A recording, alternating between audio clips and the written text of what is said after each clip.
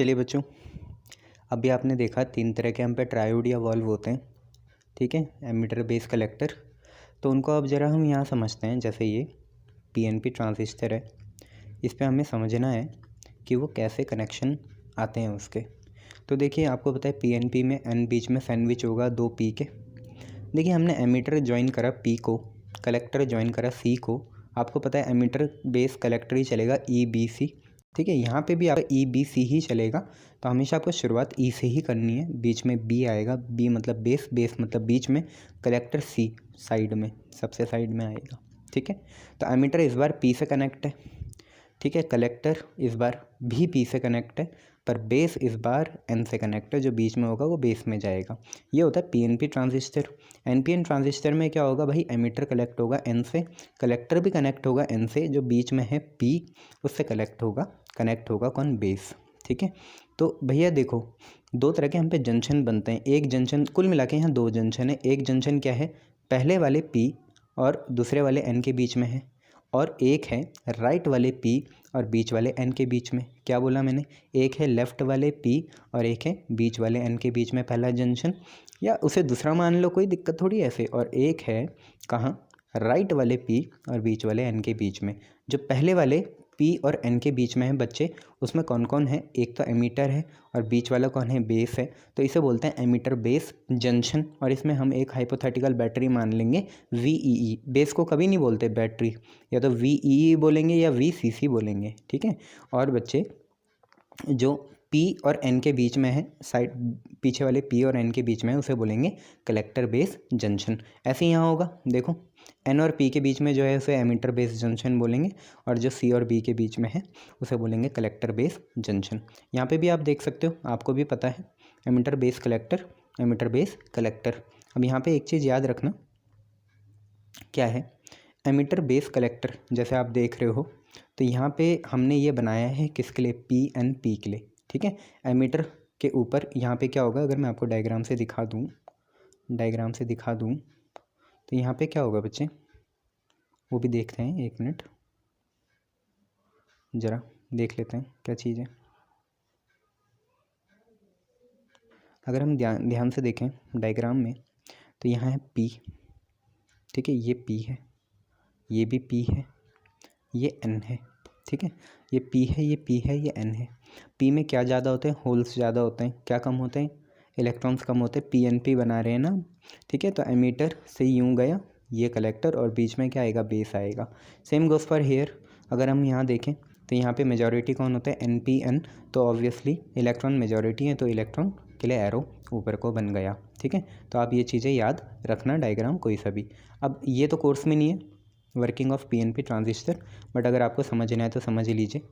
PNP transistor आप देख पा रहे हैं, मोशन भी देख पा रहे हैं। P में बस मैंने मेजॉरिटी चार्ज कैरियर बना रखे हैं। कौन होते हैं बच्चे, P में मेजॉरिटी चार्ज कैरियर कौन होते हैं, और हैविली डोप्ड होता है, इसलिए हमने एमीटर वाला हैविली डोप्ड होता है ना। एमीटर इस बार कौन है, P है। कलेक्टर भी इस बार कौन है, P है, मॉडरेटली डोप होता है। लाइटली डोप्ड N होता है, बेस होता है, ठीक है। तो मैंने होल ही दिखा रखे हैं, देखो होल का मोशन दिखा रखा है। ऐसे ही यहाँ पे हमने कलेक्टर की साइड भी होल का मोशन दिखा रखा है, और बेस में दोनों ही दिखा रखे हैं, क्योंकि बेस लाइटली डोप्ड होता है, तो उसमें मेजॉरिटी माइनॉरिटी में इतना ज़्यादा फ़र्क नहीं होता कंसंट्रेशन का। तो डॉट वाले इलेक्ट्रॉन भी दिखा रखे हैं, और गोले वाले बबल वाले होल भी दिखा रखे हैं। अब देखो, जो एमीटर बेस जंक्शन है, जो मैंने आपको बताया था एमीटर बेस जंक्शन, जो लेफ्ट वाले P और बीच वाले N के बीच में है, उसमें बैटरी बनाई हमने फिक्शियस, कौन सी, VEE। बेस नहीं बोलना, VEE बोल लेना, ठीक है। और जैसे कलेक्टर बेस जंक्शन है, जो राइट वाले P और बीच वाले N के बीच में बना, तो उसमें B मत बोलना, B को छोड़ के क्या है, C है, तो उसे बोल देना VCC, और यहाँ बोल देना VEE। अब आप देखो खुद ही ये जो PNP ट्रांजिस्टर है, इसमें 2 तरह के जंक्शंस डायोड हैं, एक है PN और दूसरा है NP। आप देखिए VEE की जो पोलैरिटी है वो कैसी है, आप देखो VEE का जो प्लस है, और ये P, ठीक है, और VEE का जो माइनस है, और ये B मतलब N। P के साथ कौन जुड़ा है, प्लस, N के साथ कौन जुड़ा है, माइनस। तो कौन सा बायस हुआ, फॉरवर्ड बायस। जबकि यहाँ देखिए नेगेटिव के साथ कौन जुड़ा है, P, पॉजिटिव के साथ कौन जुड़ा है, N। तो नेगेटिव के साथ पी जुड़ा तो ये हो गया रिवर्स बायस। तो आपको यहाँ से पता चला कि ई बी जंक्शन जो है वो तो फॉरवर्ड बायस है, जबकि जो आपका सी बी जंक्शन है वो आपका रिवर्स बायस है वी सी सी बैटरी की वजह से, और E B junction forward bias है वी ई ई बैटरी की वजह से। तो यहीं से हम शुरुआत करेंगे। आपको ये दिख रहा है मैंने क्या लिखा है यहाँ पे, ई बी जंक्शन जो है ये है फॉरवर्ड बायस और छोटा है स्मॉल फॉरवर्ड बायस है, क्योंकि रिवर्स बायस को बड़ी बैटरी लगती है। तो वी ई ई तो स्मॉल फॉरवर्ड बायस है, तो जो ई बी जंक्शन है वो स्मॉल फॉरवर्ड बायस है। आप देख पा रहे हैं वी ई ई बैटरी की वजह से क्या है, स्मॉल फॉरवर्ड बायस है, जबकि जो बी सी जंक्शन है, बेस और कलेक्टर का जंक्शन, एन पी वाला, इस साइड वाला एन पी, वो कैसा है, लार्ज रिवर्स बायस है, उसमें लार्ज बैटरी की ज़रूरत बनती है। अब इसको समझ ही लेना, रट लेना कि under forward biasing of E B region, E B region की जो फॉरवर्ड बायसिंग है, ई बी रीजन की क्या है, फॉरवर्ड बायसिंग है वी ई ई बैटरी से, तो क्या हुआ, positive holes of P region move towards base. जो पॉजिटिव होल्स होंगे किसके, पी रीजन के, वो बेस की तरफ मूव करेंगे। तो ये जो पी रीजन के पॉजिटिव होल्स हैं ये पी किस रीजन की तरफ, बेस रीजन की तरफ मूव करेंगे। बेस कैसा है, बेस आपका लाइटली डूप्ड होता है और उसके बाद उसने सी में ही जाना है, तो कोई इसमें कोई बड़ी बात नहीं है। तो फॉरवर्ड बायसिंग की वजह से यहाँ प्लस है, तो ये जो होल्स हैं इन पर रिपल्शन लगेगा और वो डिफ्यूज़ कर जाएंगे किस तरफ, बेस रीजन की तरफ या एन साइड की तरफ, ये चीज़ है। अब क्योंकि बेस कैसा है, थिन है, तो ये लिखा हुआ है due to thin base most of the holes, जितने भी होल्स हैं ठीक है वो कलेक्टर की तरफ चले जाएंगे, बट लगभग कितने 98% कलेक्टर की तरफ चले जाएंगे, बट 2% क्या है, 2% जो बेस के इलेक्ट्रॉन होंगे, 2% जो हैं, जैसे यहाँ से 98% जो थे वो तो आगे कलेक्टर को चले गए जंक्शन के थ्रू, बट जो 2% बचे वो यहाँ पे जो एन टाइप में जो इलेक्ट्रॉन है उनके साथ कंबाइन होके कोवेलेंट बॉन्ड बना देंगे। ऐसा आपको याद रखना है और इलेक्ट्रिकल न्यूट्रलिटी मेंटेन करनी है, तो कुछ ब्रेक भी होगा, अभी चिंता मत करो। तो due to thin base most of the hole 98% entering it, किसको, इट कौन है, हम एंटर किसको कर रहे हैं, बेस को एंटर कर रहे हैं, वो कलेक्टर की तरफ पास हो जाएंगे, वाइल जो 2% हैं वो क्या है, बेस के इलेक्ट्रॉन के साथ कंबाइन हो जाएंगे और बॉन्ड बना देंगे। As soon as hole combine with electron, जैसे ही बेस के अंदर एक इलेक्ट्रॉन कंबाइन होगा इनकमिंग होल के साथ, उसी समय fresh electron leaves the negative of V E E. ये जो वी ई ई है इससे एक इलेक्ट्रॉन लीव हो जाएगा और ऊपर को जाएगा। कब जाएगा, जब यहाँ से एक होल यहाँ के एक इलेक्ट्रॉन के साथ कंबाइंड होकर बॉन्ड बना देगा कोवेलेंट, उसी समय वी ई ई के नेगेटिव टर्मिनल से एक इलेक्ट्रॉन ऊपर की तरफ भागेगा। ऐसे लिखा हुआ है as soon as hole combine with electron a fresh electron leaves the negative of V E E. V E E के नेगेटिव को एक फ्रेश इलेक्ट्रॉन लीव करेगा, ठीक है, एंड एंटर बेस, बेस को चले जाएगा, वो बेस को जाएगा, ऊपर को जाएगा, ठीक है। यहाँ से जो इलेक्ट्रॉन निकला, कब निकला, जब यहाँ के होल ने यहाँ के एक इलेक्ट्रॉन के साथ कोवेलेंट बॉन्ड बनाया। 98% होल तो आगे चल के कलेक्टर के पास, बट जो 2% होल रह गए उन्होंने एन के इलेक्ट्रॉन के साथ एन क्या बनाया, आपका कोवेलेंट बॉन्ड बनाया, और इलेक्ट्रिकल न्यूट्रलिटी मेंटेन करनी है, इसी वजह से वी ई ई के नेगेटिव से एक इलेक्ट्रॉन ऊपर को भागा बेस की तरफ। अब जिस तरफ इलेक्ट्रॉन का मोशन होगा उसके अपोजिट बेस करंट का मोशन होगा, तो बेस करंट नीचे की तरफ आ रही होगी। आप देखिए बेस करंट नीचे की ही तरफ आ रही है जो हमने लिखा हुआ है, ठीक है। तो as soon as hole combine with electron a fresh electron leaves the negative of V E E and enter base forming base current I B, ठीक है। अब जो इलेक्ट्रॉन है, वो जो इलेक्ट्रॉन गया ऊपर वो कलेक्टर को पहुंचेगा। क्यों पहुंचेगा, क्योंकि अब हमें दूसरा जंक्शन देखना है जो कि ये वाला है, कौन सा, C B junction. C B junction कैसा है, रिवर्स बायस है, तो रिवर्स बायस किसको सपोर्ट करता है, माइनॉरिटी चार्ज कैरियर को। तो जो इलेक्ट्रॉन है वो कहाँ को पहुंच गया, फिर वही इलेक्ट्रॉन कलेक्टर की तरफ पहुंच गया। तो यही लिखा हुआ है as soon as this electron reaches C due to reverse biasing this gets neutralize by electron leaving negative of V C C. अच्छा, इसका मतलब क्या हुआ, जैसे ही पूरी समझना कहानी, हुआ क्या, यहाँ पे 98% जो थे, 98% जो होल थे वो कलेक्टर को पहुँच गए। 2% जो होल बचे उन्होंने पी एन के इलेक्ट्रॉन के साथ कोवेलेंट बॉन्ड बनाया। उसी समय वी ई ई के नेगेटिव ने, वी ई ई के नेगेटिव ऊपर चल गया बेस की तरफ। अगर उसका मोशन ऊपर है तो बेस करंट बनेगा नीचे की तरफ, और वही इलेक्ट्रॉन फिर कलेक्टर को पहुंचा। अब कलेक्टर में इलेक्ट्रॉन की क्या होगी, एक्सिस होगी, एक इलेक्ट्रॉन की एक्सिस। उसी समय क्या होगा, जो वी सी सी का नेगेटिव है, क्या है, वी सी सी का नेगेटिव, ठीक है, उस VCC के नेगेटिव से एक मिनट, हाँ, उस VCC के नेगेटिव से क्या होगा, उस VCC के नेगेटिव से एक इलेक्ट्रॉन अंदर को खींच लिया जाएगा। कहाँ को, पॉजिटिव टर्मिनल से एक इलेक्ट्रॉन अंदर को खींच लिया जाएगा। अब वो कैसे भी खींचा जा सकता है, बेस के थ्रू खींचा जा सकता है ऐसे इलेक्ट्रॉन, क्योंकि एक इलेक्ट्रॉन यहाँ पे आगे पहुँचा, एक इलेक्ट्रॉन आगे यहाँ पे पहुँचा, तो होगा क्या, उस इलेक्ट्रॉन को न्यूट्रलाइज करने के लिए VCC एक इलेक्ट्रॉन यहाँ से खा लेगी, तो यही हमने लिखा हुआ है कि the electron reaches C due to reverse biasing get neutralize by electron living negative of VCC, जिसकी वजह से हमारा क्या बनेगा, कलेक्टर करंट बनेगा।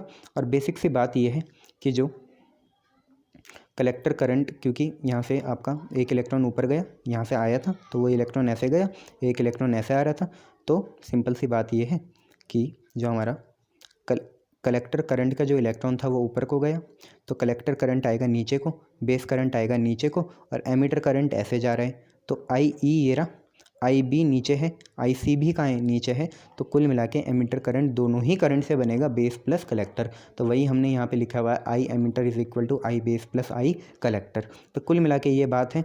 तो मैंने आपको क्या बोला, सिंपल सी बात है कि VEE की वजह से EB जंक्शन है फॉरवर्ड बायस, और VCC की वजह से BC जंक्शन है रिवर्स बायस। अब होगा क्या, फॉरवर्ड बायसिंग की वजह से जो P के होल्स हैं तो मेजॉरिटी 98% कलेक्टर की तरफ पहुंचेंगे, बट 2% जो रह जाएंगे वो बेस में ही रुक जाएंगे और बेस के इलेक्ट्रॉन के साथ बॉन्ड बनाएंगे। जैसे बॉन्ड बनेगा तो VEE का नेगेटिव टर्मिनल एक इलेक्ट्रॉन ऊपर की तरफ भेज देगा। अगर इलेक्ट्रॉन का मोशन ऊपर की तरफ है तो बेस करंट नीचे की तरफ बनेगा। अब जो इलेक्ट्रॉन वहाँ पहुँचा वो कलेक्टर के थ्रू जाएगा, तो VCC का नेगेटिव अपने एक इलेक्ट्रॉन अपनी तरफ खींच लेगा, जिसकी वजह से हमारा कलेक्टर करंट बनेगा, और I base plus I collector जो है कुल मिला के I एमिटर करंट देगा। ऐसी सेम हमारी NPN ट्रांजिस्टर की भी वर्किंग है। तो NPN ट्रांजिस्टर की वर्किंग भी थोड़ा समझते हैं हम लोग। ये देखो वर्किंग ऑफ NPN ट्रांजिस्टर, होगा कुछ नहीं, NPN में मेजॉरिटी चार्ज कैरियर कौन है, इलेक्ट्रॉन है, और माइनॉरिटी चार्ज कैरियर कौन है, देखो N कहाँ है, एमिटर बेस जंक्शन में N और P है ना, और कलेक्टर बेस जंक्शन में P और N है। ठीक है, तो आपको ये पता है एमिटर बेस जंक्शन यहाँ देखो कैसा है, फॉरवर्ड बायस है, रिवर्स बायस है, खुद देखो बताओ ज़रा। ये देखो ये नेगेटिव है, क्या ये नेगेटिव है, और क्या ये N टाइप भी नेगेटिव है, हाँ, क्या ये पॉजिटिव है, हाँ, और क्या ये P टाइप भी पॉजिटिव है, हाँ। तो भैया ये हुआ फॉरवर्ड बायस, कैसा हुआ, फॉरवर्ड बायस। अब रिवर्स बायस देखो कैसा है, क्या ये पॉजिटिव है, हाँ, क्या ये N है, हाँ, तो पॉजिटिव के लिए N आया, क्या ये नेगेटिव है, हाँ, क्या ये P है, हाँ, तो ये तो हुआ रिवर्स बायस। आगे वाला EB जंक्शन है फॉरवर्ड बायस और CB जंक्शन है रिवर्स बायस। EB जंक्शन है फॉरवर्ड बायस और CB जंक्शन क्या है, रिवर्स बायस है। ये आपको याद रखना है। सेम वही चलेगा, EB जंक्शन को हम स्मॉल फॉरवर्ड बायस देंगे, BC जंक्शन को रिवर्स बायस देंगे, तो इलेक्ट्रॉन P रीजन के आगे जाएंगे, 98% तो आगे पहुँच जाएंगे कलेक्टर में, 2% कंबाइंड हो जाएंगे बेस के साथ, जिसकी वजह से हमारा क्या बनेगा, कोवलेंट बॉन्ड बनेगा। अब वहाँ क्या हुआ था, वहाँ पे ये हुआ था बच्चे कि वहाँ पे क्या हुआ था, वहाँ पे तो जैसे ही कोवलेंट बॉन्ड बना था तो VEE के नेगेटिव टर्मिनल ने एक इलेक्ट्रॉन भेजा था ऊपर की तरफ, बेस की तरफ, जिसकी वजह से बेस करंट बना। अब यहाँ पे तो पॉजिटिव टर्मिनल है ना, आप ये देख पा रहे हैं, यहाँ पॉजिटिव टर्मिनल है, पॉजिटिव टर्मिनल कैसे इलेक्ट्रॉन भेजेगा बेस की तरफ, नहीं भेज सकता, तो होगा क्या, इसका उल्टा होगा। अब एक कोवलेंट बॉन्ड टूटेगा, तो क्या है, यहीं लिखा हुआ है, यहीं से थोड़ा अलग है, as soon as the bond form, जैसे ही वो बॉन्ड फॉर्म होगा, कहाँ से बॉन्ड फॉर्म होगा, 98% इलेक्ट्रॉन तो कलेक्टर की तरफ पहुँच गए, बट जो 2% इलेक्ट्रॉन बेस के साथ कंबाइन हो गए, बेस के होल के साथ कंबाइन होके कोवलेंट बॉन्ड बना रहे हैं, बेस के होल के साथ कंबाइन होकर कोवलेंट बॉन्ड बना रहे हैं, उसी समय क्या होगा, as soon as the bond form a covalent bond breaks within base, base के ही अंदर, इस बेस के ही अंदर एक कोवलेंट बॉन्ड क्या होगा, टूटेगा, जिसकी वजह से इलेक्ट्रॉन होल पेयर्स बनेंगे, releasing electron hole pair. Electron को अट्रैक्ट कर लेगा कौन, ये। अब उल्टा हो गया ना, देखो खुद ही सोचो, पहले क्या था, पहले यहाँ पे नेगेटिव टर्मिनल था पीछे साइड, तो इलेक्ट्रॉन गए थे, अच्छा, तो उसकी वजह से बेस करंट बन गया था, इलेक्ट्रॉन ऊपर जाएंगे, बेस करंट नीचे बनेगा। अब देखो यहाँ पे क्या हुआ, तो यहाँ पे ऐसा हुआ कि जैसे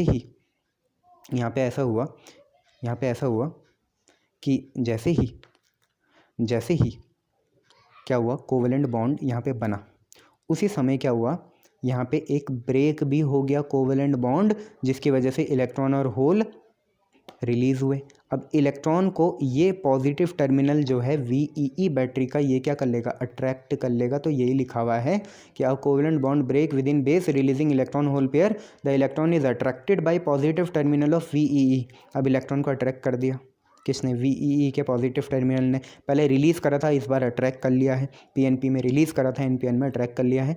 तो क्या होगा, उसी समय क्या होगा, जैसे ये इलेक्ट्रॉन रिलीज़ करेगा, बैटरी भी एक्सेस इलेक्ट्रॉन नहीं ले सकती, उसी समय क्या होगा, ये एक इलेक्ट्रॉन VEE के नेगेटिव टर्मिनल से ऊपर की तरफ भागेगा। जैसे यहाँ पे एक इलेक्ट्रॉन और एक होल जैसे यहाँ पे एक इलेक्ट्रॉन और एक होल फ्री हुआ, उसी समय होल तो यहीं रह गया, इलेक्ट्रॉन नीचे को आया, जिसकी वजह से बेस करंट बनेगी ऊपर को, नीचे को आया, वो पॉजिटिव टर्मिनल को चले गया। अब यहाँ पे एक इलेक्ट्रॉन आया तो एक इलेक्ट्रॉन जाएगा भी, तो वो VEE के नेगेटिव पोटेंशियल से एमिटर की तरफ पहुँच गया।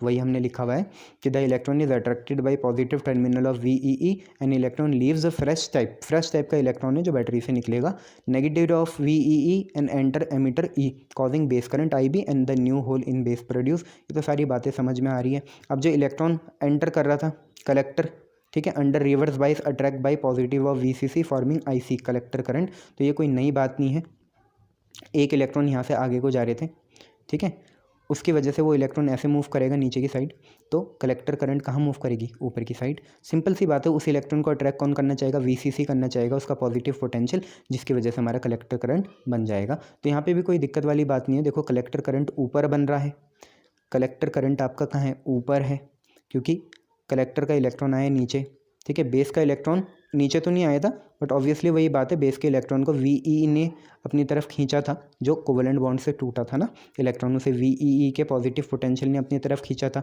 तो बेस करंट ऊपर बना, कलेक्टर भी ऊपर बना, एमिटर करंट नीचे आ गया। तो यहाँ पे भी नीचे वाला बराबर ऊपर वाले दोनों के, जबकि वहाँ क्या था, उल्टा था। यहाँ पे भी IE IB प्लस IC होगा, वहाँ पे भी यही था, बट वहाँ IE की डायरेक्शन ऊपर थी और IB IC की डायरेक्शन नीचे थी। इतना आपको याद रखना है, यही आपका पूरा सिंपल सा IE is equal to IE plus IB plus IC आपका क्या है, वर्किंग है किसकी, NPN ट्रांजिस्टर की। क्लियर है इतना, शाबाश। ना इसके बाद अब हमें क्या समझना है बच्चे, 2-3 हमें टर्मिनोलॉजी समझनी है। देखिए सबसे पहले टर्मिनोलॉजी है करंट गेन, जिसे हम अल्फ़ा बोलते हैं। ऐसी वोल्टेज गेन भी आएगी, बट पहले करंट गेन समझो। करंट गेन क्या है, करंट गेन क्या है, इट इज़ अ रेशो, एक तरह का रेशो है किसका, कलेक्टर करंट और एमीटर करंट के रेशो है, ठीक है। कलेक्टर करंट और एमीटर करंट का क्या है, रेशो है। जब हम वोल्टेज अक्रॉस कलेक्टर करंट क्या रखें, कांस्टेंट रखें, और जनरली ये कहाँ निकालते हैं, जब बेस क्या हो, कॉमन हो। बेस हमारा कॉमन था ना, NPN PNP में एमीटर बेस जंक्शन था और कलेक्टर बेस जंक्शन था, तो बेस तो कॉमन है ना, यही चीज़ है। तो करंट गेन क्या है, current gain is defined as ratio of change in collector current मतलब delta IC to the change in emitter current मतलब डेल्टा IE, ठीक है, of a constant voltage of for a constant voltage of collector या for a constant value of collector voltage in a common base configuration. Common base configuration थी, आपने देखा ही है, ठीक है। तो आपका अल्फ़ा क्या हो जाएगा, अल्फ़ा कुछ नहीं है, चेंज इन कलेक्टर करंट का रेशियो निकालना है हमें चेंज इन एमिटर करंट से। वोल्टेज अक्रॉस कलेक्टर क्या रखनी पड़ेगी, कांस्टेंट रखनी पड़ेगी। और ये सारी चीज़ें कब है, जब बेस कॉमन है, मतलब एमिटर बेस और कलेक्टर बेस, तो बेस क्या है, कॉमन है, ठीक है। यह है, तो सिंपल से याद रखना, अल्फ़ा क्या है, IC और IE का रेशियो है, कब, जब कलेक्टर बेस की कांस्टेंट वैल्यू हो, सॉरी जब कलेक्टर पोटेंशियल की क्या हो, कांस्टेंट वैल्यू हो और कॉमन बेस कन्फिग्रेशन हो, ठीक है। अल्फ़ा की वैल्यू जब लगभग कितनी होती है, 0.9 से 0.99 के बीच होती है, तो ये आपको याद रखना है। अच्छा, करंट गेन के बाद आप क्या देखोगे, करंट गेन बीटा भी देखोगे। तो करंट गेन बीटा भी एक इसी के जैसी है। तो इसमें क्या है, यहाँ पे देखो, इसमें क्या है, इसमें बच्चे आपने देखा करंट गेन अल्फ़ा कौन सी है, जब चेंज इन कलेक्टर करंट और चेंज इन एमिटर करंट है। जब अल्फ़ा कब है, जब कलेक्टर करंट का चेंज ऊपर है और एमिटर करंट का चेंज नीचे है, और वोल्टेज अक्रॉस कलेक्टर क्या है, कांस्टेंट है, और कॉमन बेस में हम इसे गिन रहे हैं। करंट गेन बीटा क्या है, चेंज इन कलेक्टर तो है ही, बट चेंज इन एमिटर नहीं आएगा नीचे, उसकी जगह आएगा चेंज इन क्या, बेस। बट यहाँ पे फिर कौन सी कलेक्टर कांस्टेंट हो जाएगी, कलेक्टर वोल्टेज कांस्टेंट हो जाएगी, वो था कॉमन बेस में, ये होगा कॉमन एमिटर कन्फिग्रेशन में, ठीक है। तो करंट गेन बीटा भी क्या है, रेशो है, किसका रेशो, करंट्स का रेशो है। ऊपर कौन सी करंट आएगी, ऊपर आएगी कलेक्टर करंट, नीचे कौन सी करंट आएगी, नीचे एमिटर करंट नहीं आएगी। एमिटर करंट कब आती है, जब अल्फ़ा हो और कॉमन बेस कन्फिग्रेशन हो, बट यहाँ पे क्या आएगी, यहाँ पे बेस करंट का चेंज नीचे आएगा तो ये delta I C by delta I B बन जाएगा बीटा, जबकि अल्फ़ा क्या था बेटा, delta I C by delta I E था। वहाँ पे क्या था, कॉमन बेस था, यहाँ पे कौन है, कॉमन एमीटर है। यहाँ पे कलेक्टर वोल्टेज को कांस्टेंट रखना पड़ेगा, वहाँ पे भी थी, यहाँ पे भी थी, वहाँ पे भी थी, दोनों जगह कलेक्टर पोटेंशियल क्या था या वोल्टेज क्या थी, कांस्टेंट थी। बट अल्फ़ा क्या है, दोनों में एक और चीज़ कॉमन है, डेल्टा आई सी ऊपर रहेगी और कलेक्टर वोल्टेज कांस्टेंट रहेगी। बट सेम बात क्या है, फिर अल्फ़ा में क्या है, change in collector current upon change in emitter current है, और कहाँ देखा जाता है, कॉमन बेस में। और बीटा क्या है, change in collector current upon change in base current, पर यहाँ पे कॉमन एमीटर कन्फिग्रेशन देखी जाएगी। वोल्टेज तो कांस्टेंट ही है, तो बीटा की वैल्यू लगभग 20 और 200 के बीच में होती है। ये रिलेशन भी आप ये देख लेना कि क्या है, अल्फ़ा है बीटा अपॉन बीटा प्लस 1 या बीटा है alpha upon 1 minus alpha. Numerical में आपका बहुत फ़ायदा होगा यहाँ से, ठीक है। Alpha is equal to beta upon beta plus 1 या beta is equal to alpha upon 1 minus alpha, ये आप लोग देख लेना। अब कॉन्फ़िगरेशन मोड क्या होते हैं ट्रांजिस्टर के, तो यार बहुत सी चीज़ें हो सकती हैं। कॉमन एमीटर होता है, कॉमन कलेक्टर होता है, कॉमन बेस होता है। कॉमन कलेक्टर आपके कोर्स में नहीं है, कॉमन एमीटर ही आता है हर समय, कॉमन बेस भी नहीं आता, ठीक है। अब याद रख लेना हमेशा, आपको पता है एमीटर और जो कॉमन चीज़ है वो हमेशा फॉरवर्ड बायस होगी, और कलेक्टर और जो कॉमन चीज़ है वो क्या होगी, रिवर्स बायस होगी। ये आपको हमेशा ही पता है, ठीक है। जैसे एमीटर बेस कैसा था, फॉरवर्ड बायस, और कलेक्टर बेस कैसा था, रिवर्स बायस। अब ये डायग्राम आप लोग देख लेना बच्चों, ये किसका है, ट्रांजिस्टर एज एन एम्पलीफायर का है। इसमें कॉमन बेस है, ठीक है, इनपुट आउटपुट। एम्पलीफायर क्या करता है, एम्पलीफाई करता है चीज़ों को, पता है ना। यहाँ पे किसको एम्पलीफाई कर रहा होगा बेटा, वो तो वोल्टेज को एम्पलीफाई कर रहा होगा, इसमें कोई शक नहीं है। तो ये आप डायग्राम देख लेना, VEE तो आपका फॉरवर्ड बायस होगा, VCC आपका कैसा होगा, रिवर्स बायस होगा। ये PNP के लिए देख लेना, अच्छे से डायग्राम के प्रैक्टिस करना हो जाएगा। और ये आपका है कॉमन एमीटर का, तो कॉमन एमीटर का तो 100% आपका आना ही है, 100%। तो इस डायग्राम को आप अच्छे से समझना, नो वर्किंग इज़ रिक्वायर्ड, ठीक है। ये इनपुट आउटपुट आप देख लेना सारी चीज़ें खुद, है ना। तो ये डायग्राम आप ठीक से देखना। फिर ये इन्हीं के साथ क्या है, वो है टर्मिनोलॉजी है, ये सारी चीज़ें देखना क्या है। इन amplifier common base voltage gain, अब वहाँ पे करंट गेन अल्फ़ा बीटा थी। अल्फ़ा में कौन नीचे था, डेल्टा आई सी ऊपर था, डेल्टा आई ई नीचे था, और वहाँ पे कॉमन बेस था। बीटा क्या था, डेल्टा आई सी ऊपर था और डेल्टा आई बी नीचे था, और कॉमन क्या था, एमीटर था। ऐसी एम्पलीफायर कॉमन बेस क्या है, वोल्टेज गेन देख लेना, आउटपुट वोल्टेज अपन इनपुट वोल्टेज होता है, और बराबर होता है अल्फ़ा। अल्फ़ा आपका वही है करंट गेन, ठीक है। कब, अल्फ़ा कब होता है, जब कॉमन बेस हो। और यहाँ पे R2/R1 है, R2 आपको पता ही है, यहाँ से देख लेना R2 क्या है, आउटपुट का रेजिस्टेंस है, लोड रेजिस्टेंस। R1 है इनपुट का लोड रेजिस्टेंस। और ये बहुत मेन बात है, छांट के करनी पड़ती है यहाँ पे चीज़ें, इसलिए सेमीकंडक्टर यहाँ पे इतना अच्छा नहीं लगता। जब आप इलेक्ट्रॉनिक्स लोगे बीटेक में तो बहुत बढ़िया लगेगा। यहाँ पे कोई फेज़ नहीं होता इनपुट आउटपुट सिग्नल के बीच में, ये याद रखना। बट अगर हम कॉमन एमीटर लें, ये तो कॉमन बेस के लिए था एम्पलीफायर में, कॉमन बेस में कोई फेज़ डिफरेंस नहीं होगा। और जो आपका वोल्टेज गेन होगा, जैसे वहाँ अल्फ़ा था तो यहाँ पे ए होगा। ए क्या होगा, सिंपल सी बात है, आउटपुट वोल्टेज अपन इनपुट वोल्टेज होगा, जो बराबर होगा अल्फ़ा। अल्फ़ा वही है करंट का रेशियो है, तो करंट इंटू रेजिस्टेंस क्या होता है, IR, V तो होता है, ठीक है। तो कॉमन बेस है तो ऊपर क्या आएगा, डेल्टा आई सी आएगा, और नीचे क्या आएगा, डेल्टा आई ई। तो delta I C into R2 आपका बनेगा आउटपुट वोल्टेज, और delta I E into R1 आपका बनेगा आउटपुट नहीं इनपुट वोल्टेज। तो वहीं से है, इनमें कोई फेज़ ही नहीं होता। जब कॉमन बेस है तो कोई फेज़ नहीं है, कॉमन बेस में कोई फेज़ नहीं है, बट कॉमन एमीटर में पाई का फेज़ होता है। बीटा आपको पता है, बीटा में ऊपर क्या आएगा, delta I C into R2, और नीचे आएगा delta I B into R1। Common emitter में delta I C into R2 क्या बन गया, आउटपुट वोल्टेज, और delta I E into R1 बन गया इनपुट वोल्टेज। यहाँ पे फेज़ डिफरेंस पाई का होगा, वो आपको यहाँ पे दिख भी जाएगा, ठीक है। ये चीज़ है, ये सारी चीज़ें आपको खुद पढ़नी है, ठीक है। अब बीटा क्योंकि अल्फ़ा से ज़्यादा होता है, आपने देखा बीटा कितना होता है, अल्फ़ा अपन 1 प्लस अल्फ़ा होता है ना। बीटा देखा है ना आपने, कहाँ, ये रहा, beta is equal to alpha upon 1 minus alpha, ठीक है। अल्फ़ा होता है बीटा अपन बीटा प्लस 1। तो देखिए बीटा भी है और बीटा प्लस 1 है, तो ऑब्वियसली अल्फ़ा क्या आएगा, 1 से छोटा आएगा। मान लो आपका बीटा 100 हो गया, तो नीचे 101 आ गया, 100 प्लस 1 101, तो ऑब्वियसली ये 1 से कम आएगा। पर यहाँ पे अगर अल्फ़ा मान लो जैसे लगभग 0.99 होता है, कोई बात नहीं 100 मान लो, तो ये 100 माइनस 1 कितना हो गया, 99 हो गया, या 1 माइनस 100 हो गया -99। तो ऑब्वियसली बीटा बड़ा ही आया। तो आपको याद रखना है, क्योंकि बीटा अल्फ़ा से ज़्यादा होता है, और बीटा कहाँ आएगा, कॉमन बेस में आएगा या कॉमन एमीटर में, ऑब्वियसली कॉमन एमीटर में आएगा। इसलिए एम्पलीफिकेशन के लिए हम कॉमन एमीटर को ही प्रीफर करते हैं, क्योंकि उसमें बीटा आ रहा है और वहाँ अल्फ़ा आ रहा है। R2/R1 क्या है, R2/R1 होता है रेजिस्टेंस का गेन, ठीक है। जैसे वो करंट गेन होता है वैसे ही रेजिस्टेंस गेन है, ठीक है। अब ये है, तो ये सारी चीज़ें आप लोगों को खुद ही समझनी है यार, हम कुछ हेल्प नहीं कर सकते इसमें। जो मतलब मेन चीज़ थी वो आपको बता दी है।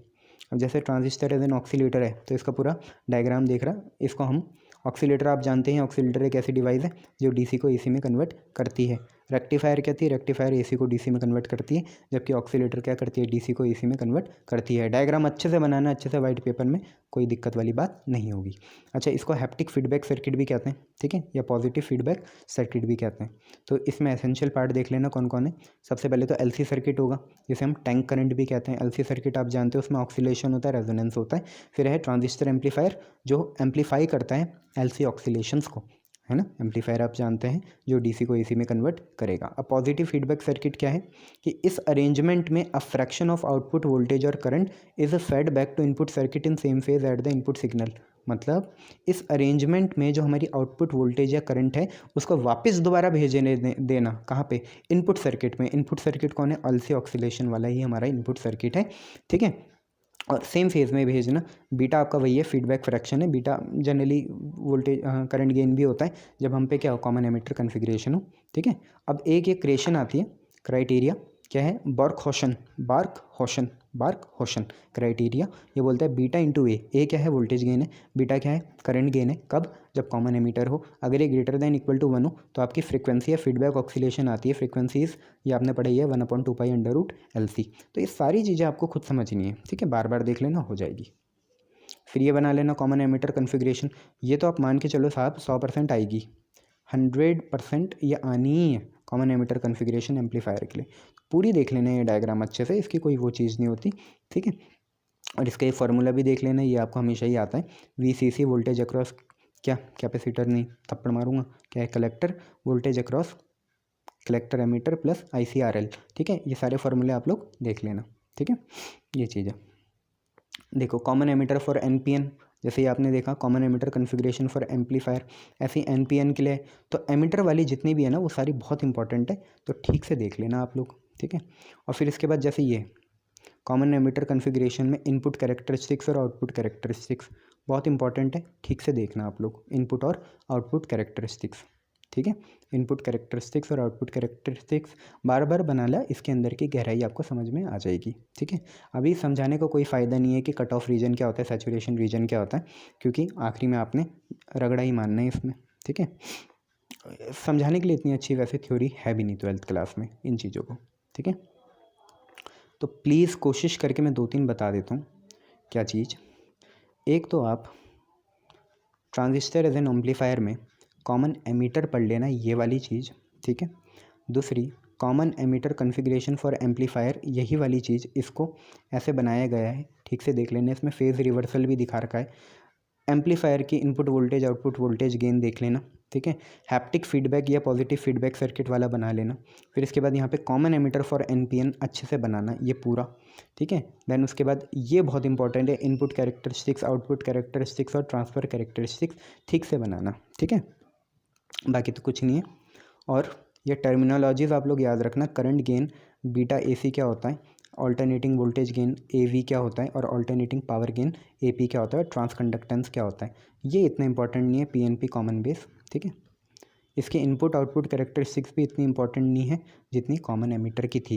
ये सारी कॉमन एमिटर की चल रही हैं, ये बहुत इंपॉर्टेंट है, ये वाली और ये वाली और ये वाली ट्रांसफ़र कैरेक्टरिस्टिक्स बहुत इंपॉर्टेंट है। बस यहाँ पे ये चीज़ देख लेना है, some important terminologies related to common emitter, जिसमें क्या है, सबसे पहले है ऑल्टरनेटिंग करंट गेन, जिसे हम बीटा AC भी कहते हैं। बीटा AC क्या है, ये आपने पढ़ाई है कि रेशियो ऑफ क्या, आपका collector current to the base current, जब कांस्टेंट हम क्या करें, कॉमन एमिटर वोल्टेज लें।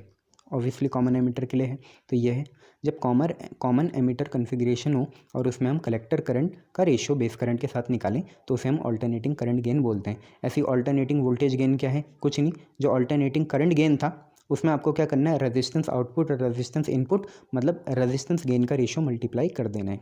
रेजिस्टेंस गेन क्या होता है, R0/RI या R output upon R input. ये आपको किसके साथ मल्टीप्लाई करना है, इस ऊपर वाली चीज़ के साथ मल्टीप्लाई करना है, delta IC upon delta IB, ठीक है। तो अगर इतना आपने समझ लिया तो ऑल्टरनेटिंग वोल्टेज गेन कुछ और नहीं है, क्या है, वोल्टेज का रेशियो है, ऊपर क्या आएगा, कौन सा आएगा ऊपर, आउटपुट वोल्टेज, जिसे हम बोलते हैं कॉमन एमिटर या आप बोल सकते हो कलेक्टर एमीटर, और नीचे आ जाएगा बेस एमीटर। क्यों? क्योंकि यहाँ पे कॉमन चीज़ क्या है, एमीटर है, तो एमीटर कॉमन चीज़ है, तो कलेक्टर और एमीटर फॉरवर्ड बायस होंगे, और बेस और एमीटर क्या होंगे, रिवर्स बायस होंगे। ठीक है, तो यहाँ पे जैसे वहाँ पे क्या आता था, CB और EB आता था। CB और EB क्यों आता था? क्योंकि वहाँ पे बेस कॉमन होता था, बट आज क्या कॉमन है, एमीटर कॉमन है, तो CE ऊपर आएगा और BE कहाँ आएगा, नीचे आएगा। तो डेल्टा VCE आउटपुट है, तो आप क्या लिखोगे, आउटपुट करंट कौन सी है, डेल्टा IC, और आउटपुट रेजिस्टेंस कौन है, R0। ऐसे ही अगर डेल्टा VBE देखें तो इनपुट करंट कितना है, डेल्टा IB बेस करंट, और इनपुट रेजिस्टेंस कितने हैं, RI है। ठीक है, तो V is equal to IR होता है, वही लगाया। अगर V ऊपर वाला आउटपुट है तो आउटपुट वाला करंट और आउटपुट वाला रजिस्टर ऊपर लिखा, और अगर नीचे इनपुट वाला वोल्टेज है तो इनपुट वाला करंट और इनपुट वाली रेजिस्टेंस लिखी। अब आप खुद ही देखो, delta IC by delta IB कितना आ गया, बीटा AC आ गया, और R0 बाई RI चाहिए ऐसे लिख लो, चाहिए आप बीटा या रेजिस्टेंस गेन लिख लेना। ऐसे ही आपका अल्टरनेटिंग पावर गेन क्या होता है, कुछ नहीं, output power upon input power होता है, पावर होता है I²R। तो आपको आउटपुट पावर में करंट कौन सी लिखनी है, जो आउटपुट हो, आउटपुट करंट कौन सी है, कलेक्टर करंट है, तो आप लिखोगे डेल्टा I का स्क्वायर, I²R होता है, याद रखना, कीप इन माइंड, पावर होता है I²R, तो I² इंटू R कौन सा चलेगा ऊपर, आउटपुट, और करंट भी कौन सी चलेगी, किस करंट का स्क्वायर चलेगा, आउटपुट करंट कौन सी है, कलेक्टर है, तो डेल्टा IC का स्क्वायर इंटू R0 ऊपर, और डेल्टा IB का स्क्वायर इंटू RI नीचे। ये कॉमन एमीटर के लिए है बच्चे, कॉमन एमीटर बहुत इंपॉर्टेंट है आपके लिए। अब delta IC upon delta IB beta होता है, बीटा IC, तो बीटा IC का क्या हो जाएगा, स्क्वायर, क्योंकि ये भी चीज़ स्क्वायर में थी, और R0 बाई RI आपको पता है आपका क्या होता है, रेजिस्टेंस गेन होता है। तो यहाँ से पावर भी बना देना। अब ट्रांस कंडक्टेंस क्या है, सिंपल सी बात है, ट्रांस कंडक्टेंस किसका रेशियो है, सेम चीज़ का रेशियो नहीं है, करंट का रेशियो, नीचे वोल्टेज का रेशियो है। तो it is the ratio of small change in collector current, मतलब output current, to the small change in input voltage. जो आपकी इनपुट वोल्टेज है उसका रेशियो नीचे रखना है, या उसको हम डिनोमिनेटर मानेंगे, और जो आपका आउटपुट करंट है, मतलब जो आपका कलेक्टर करंट है, उसे ऊपर रखेंगे। तो ट्रांस कंडक्टेंस GM क्या होता है, चेंज इन कलेक्टर करंट। ठीक है, that is your output current to the input voltage, जो आपकी है बेस एमीटर वाली, कलेक्टर एमीटर वाली आउटपुट वोल्टेज है बेटा, यहाँ पे बेस एमीटर वाली वोल्टेज लेनी है, जो कि कौन है, BE है। ठीक है, बस इसको बना देना। फिर VBE आपको पता है क्या होता है, ठीक है, VBE क्या होता है, आपका होता है इनपुट वोल्टेज जो बेस एमीटर वाली होगी, और डेल्टा IC क्या है, आपका आउटपुट करंट है जो IC होगा। आपने क्या करना है, डेल्टा IB से मल्टीप्लाई डिवाइड कर देना है। जैसे आपने डेल्टा IB से मल्टीप्लाई डिवाइड कर दोगे तो यार ये देखो ना, delta IC by delta IB आपका बीटा AC बन गया, और delta IB by delta VBE, यहीं से देखो क्या बनेगा, देखो ये दिख रहा है, डेल्टा VBE दिख रहा है आपको, ये चीज़, ये डेल्टा VBE दिख रहा है, ये किसके बराबर है, डेल्टा IB बाई RI। तो जब ये डेल्टा IB नीचे जाएगा, यहाँ से तो हट जाएगा, तो डेल्टा VBE अपन डेल्टा IB कितने का बराबर आ जाएगा, RI के। तो वही लिखा हुआ है बच्चे मैंने यहाँ पे, देखो कितना है, delta IC by delta IB, तो आपको पता है क्या है, बीटा AC है, AC voltage gain, sorry AC gain, current gain, और delta IB by delta VBE आपने अभी देखा, इसका उल्टा क्या होता है, RI होता है। तो डेल्टा VBE ऊपर और डेल्टा IB नीचे होगा, तो ये RI के बराबर आ जाएगा। ठीक है, तो आप 2-3 बातें मैं फिर और बता दूं आपके लिए क्या क्या इंपॉर्टेंट है। ये बेस वाला तो इंपॉर्टेंट है नहीं आपके लिए, एक तो ये तीनों terminology, transconductance, alternating power gain, alternating voltage gain, और ऑल्टरनेटिंग करंट गेन इंपॉर्टेंट है। फिर आपने कॉमन एमीटर की कन्फिग्रेशन बना देनी है याली NPN के लिए, ठीक है, और उसके इनपुट कैरेक्टरिस्टिक्स, आउटपुट कैरेक्टरिस्टिक्स और ट्रांसफर कैरेक्टरिस्टिक्स लिखनी है। ये 4 आपने टर्मिनोलॉजीज भी समझनी है अच्छे से। फिर इसके बाद ऑक्सीलेटर या फीडबैक सर्किट आपको देखना है, ठीक है, उसका ये डायग्राम बना देना कॉमन एमीटर के लिए, ठीक है। फिर इसके बाद ये कॉमन एमीटर फॉर है PNP, ठीक है, तो PNP का भी देख लेना। एंड देन वर्किंग तो इतनी इंपॉर्टेंट नहीं, आप लोगों ने देख ली बस, तो यहीं पे ख़त्म करते हैं, ठीक है। थैंक यू, चैप्टर ख़त्म।